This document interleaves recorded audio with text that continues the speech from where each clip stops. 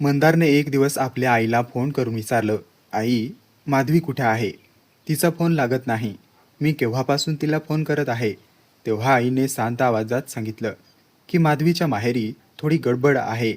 तिच्या वडिलांना अचानक हार्ट अटॅक आला आहे आणि ते हॉस्पिटलमध्ये आहेत, म्हणून सगळे तिकडे धावपळ करत आहेत.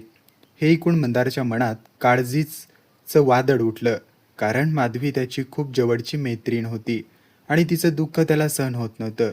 तो लगेचच तिच्या घरी जाण्याचा निर्णय घेतो, पण त्याच वेळी तो विचार करतो की अशा वेळी फक्त भेटून उपयोग नाही, तर तिच्या कुटुंबाला आधार देणं महत्त्वाचं आहे. म्हणून तो आधी थोडं फळ, पाणी आणि गरजेच्या वस्तू घेतो आणि हॉस्पिटलकडे निघतो.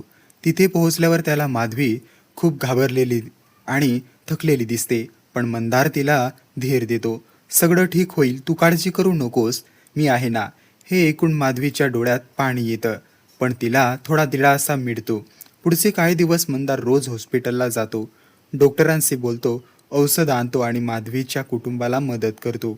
हळूहळू तिच्या वडिलांची तब्येत सुधारू लागली आणि सगळ्यांच्या चेहऱ्यावर पुन्हा आशेचे प्रकाश दिसू लागले. या सगळ्या प्रसंगात मंदार आणि माधवीचं नातं आणखी घट्ट होत होतं.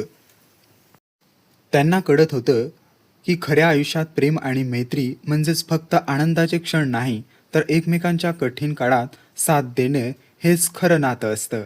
आणि शेवटी जेव्हा माधवीचे वडील पूर्ण बरे होऊन घरी येतात, तेव्हा सगळे मिळून देवाचा आभार मानतात आणि त्या ठिकाणी काळाने त्यांना एकत्र आणल्याबद्दल मनमोहन आनंद व्यक्त करतात.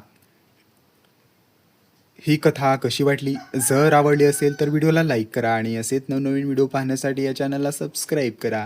धन्यवाद.